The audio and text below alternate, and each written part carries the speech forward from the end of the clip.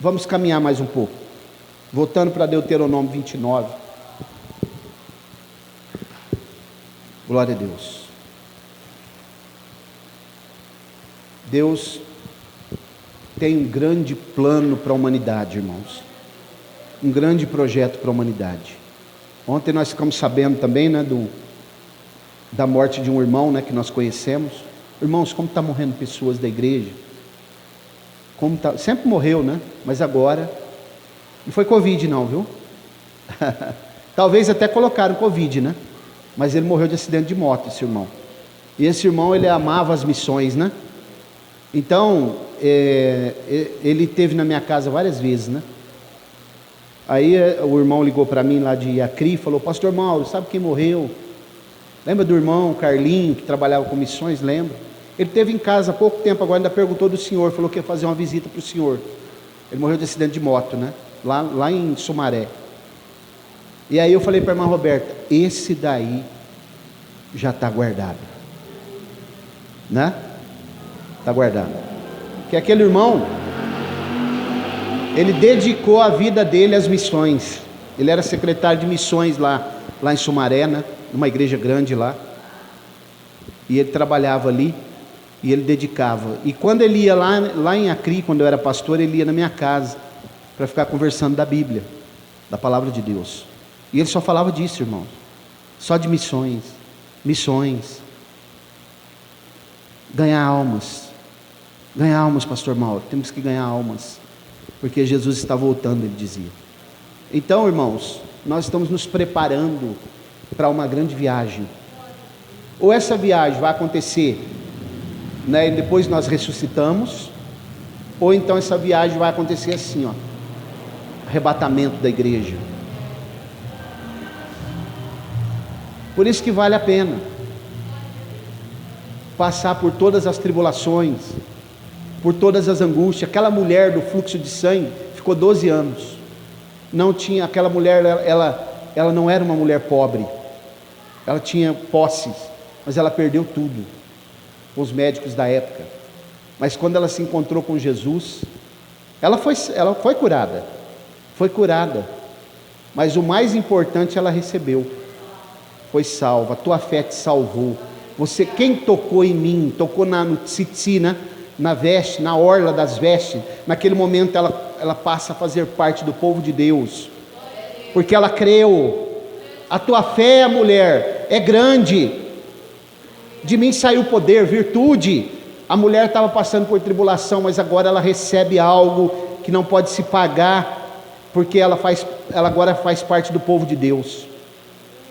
Quando você receber a visita de alguém, quando nós recebemos a visita de alguém que fala da palavra de Deus, como você recebeu na sua casa aquele dia, Andréia, você é uma bem-aventurada, né? Nós somos, porque as boas novas de salvação bateu na nossa porta. Deus usou alguém, como aquele homem do capítulo 16 de Lucas, que tinha Lázaro na porta da sua casa, era um missionário que Deus colocou ali, e ele não entendeu aquilo.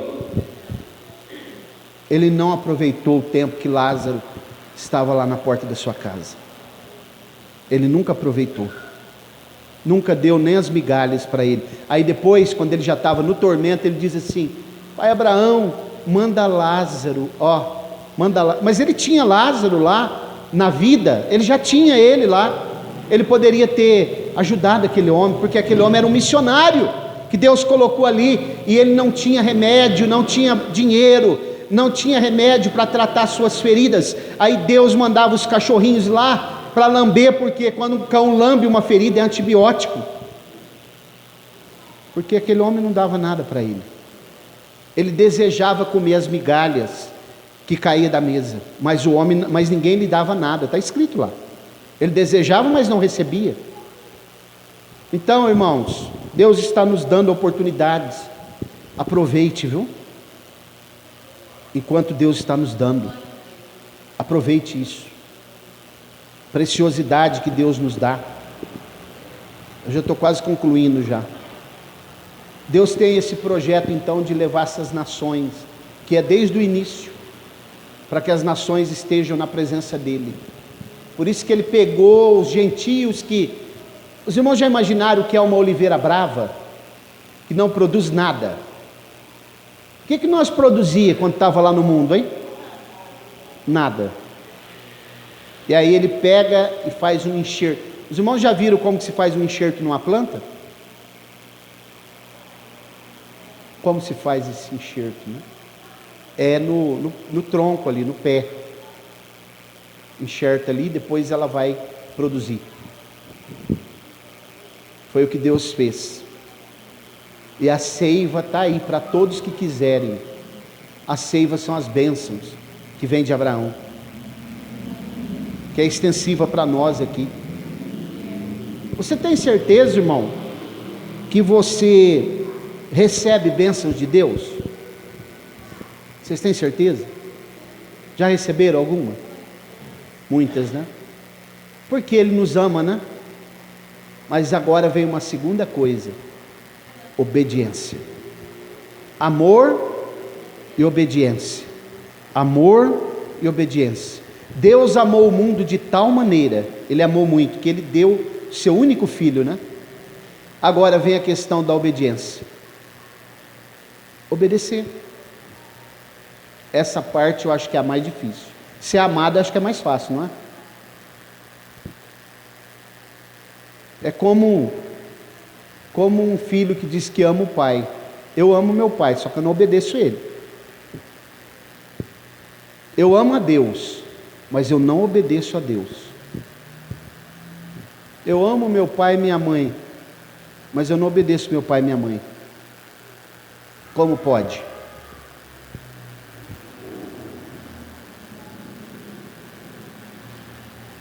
Vamos ler mais um texto para finalizar. Agora deixa eu só falar uma coisa para os irmãos. O fato de que todas as nações vão congregar com Israel, vão estar ali sendo ministradas, é o plano de Deus. Nós somos, os gentios são a oliveira que foi enxertada, a oliveira brava. Não significa que nós precisamos praticar elementos do judaísmo, culto judaizante. Nós não precisamos vestir roupa de judeu, viu? Quem tem que vestir roupa de judeu é Jesus, porque ele vai ser identificado naquele dia, porque ele vai estar vestido de túnica de judeu. Esse negócio de ficar colocando Jesus aí loirinho, do olho verde, com túnica romana vermelha, isso aí é absurdo. Isso é a igreja católica que fez, porque Jesus é judeu, e ele vai estar vestido de judeu. Essa mulher identificou ele, que ele era um judeu, por isso que ela tocou nele. A mulher do fluxo de sangue. Se Jesus tivesse vestido com uma roupa romana, ela não saberia que Jesus era o Messias. Vamos ler um texto, 1 Coríntios 7, do 18 ao 20.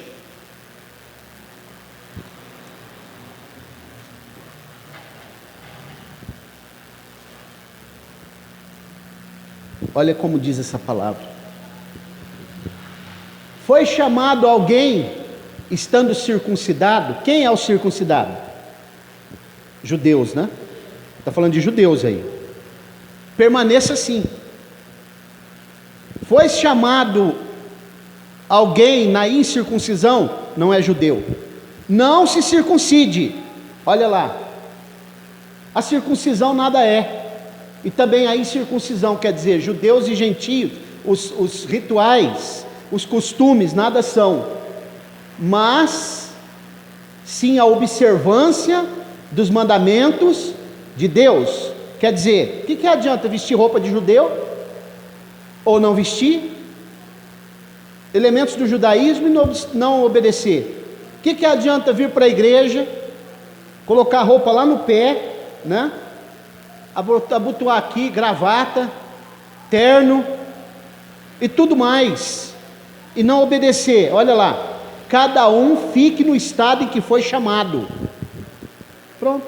Se o judeu foi chamado e ele aceitou Jesus como Salvador, e ele tem o costume dele se vestir lá na terra dele desse jeito, continue assim. Nós não, porque o mais importante é obedecer, ok? Obedecer. Você já viu os índios como que eles se vestem? Pouquinha roupa, né? Eles ficam lá na tribo deles lá, e por lá eles ficam. Quando eles vão na cidade, eles põem roupa. Mas lá na tribo deles, eles vivem daquele jeito. Lá eles ficam assim. É a cultura deles. Você vai lá na Escócia, chega lá, nas solenidades, sabia que o homem põe saia? Agora dá uma olhada nos escoceses. Eles colocam saia. Aí eu vou lá para a Escócia, chega lá, vou colocar saia também. Será que na Escócia não tem crente, irmãos? O que vocês acham? Isso daí, o que Paulo está nos ensinando aqui, é que nós temos que obedecer os mandamentos do Senhor, obedecer a sua palavra. Não precisa colocar quipá, não precisa de elementos do Judá. Vou colocar aqui agora uma arca aqui, ó, onde é o púlpito, ou então um menorá grande aqui, né, no fundo. Não precisa nada disso. Nós temos que saber o seguinte: a circuncisão está no nosso coração. A lei agora não está mais em tábuas de pedra, ela está gravada no nosso coração. E quem tem a lei de Deus no seu coração obedece. Ama a Deus e obedece. Quem tem ouvidos para ouvir, ouça. Guardemos essa palavra no nosso coração. Vamos orar. Glória a Deus. Por hoje está bom, né?